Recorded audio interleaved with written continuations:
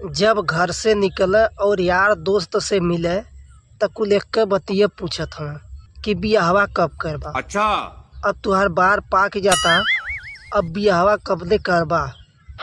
बतावा, बार पाक जाता तो हमें हमार कौन गलती बा? आई सब कलयुग चलता, त कलयुग में अब तक 5 साल के लइकों के बार पाकता। आई कलयुग में भाई साहब अब शरीरी में बीमारी जानला बुलेट ट्रेन से भी तेज चलती है। हाँ, बुलेट ट्रेन उतना तेज नहीं चलती है जितना तेज शरीर में बीमारी चलती है।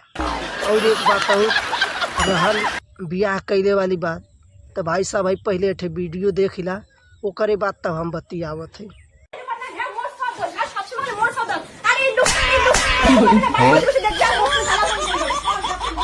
देख लिया ला, अब तुहाना पहचान बतावा, यह दिन देखे खातिर हम बियाहवा कैले।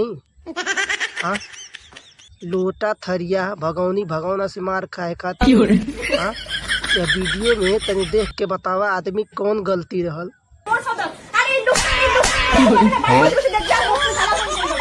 जन धड़ाक दे पा गई केना सुख बा उनके बियाह के बाद। यह सुख हमऊ भोगी। हाँ, का चाहत हो यह सुख हमऊ के मिले लगे बियाह कैले के बाद। और यह कलयुग में बियाह कैले के बाद देखत ना हवा का होता। केहू ड्रामे मिलता, केहू सांप से कटल मिलता, केहू जहर पी के मुअल मिलता, केहू कहीं कुछ। अब बताओ बियाहवा कई का करी जब शरीर में प्राणों नहीं बची। कम से कम नाई बियाह कैले के बाद मेहरारू खाते के बनावल मिली, अपने हाथे के बनावल खाई, लेकिन तो सुकून से जियत तो रही। हाँ, आखिर इंसान पैदा भइल बा, मने बिना उम्र के मर जा तब ठीक बा। और अगर मान थे बरवा पाकी जाता तो बार पाक जाता, तेकर मतलब ई नहीं भइल कि हम अब बुजुर्ग हो गए हैं। भाई सब भाई हमसे बुजुर्ग बाटे गाँव में, टोला में, पटदारी में। हाँ, तनी पहले उहो लोगन के निकाल तब ओकरे हमारे पर लोगन भीड़ा। तो हम पन के का करे बा? तो हम पास अपन पुलाव पनीर पूरी तरकारी खइबा, अपन अपन राय धर बा, अपन अपन घर पकड़ लेबा। ओकरे बाद जौन हमार दुर्दशा होई बियाहे के बाद, हमें तो ना हिस्सेदार बनबा।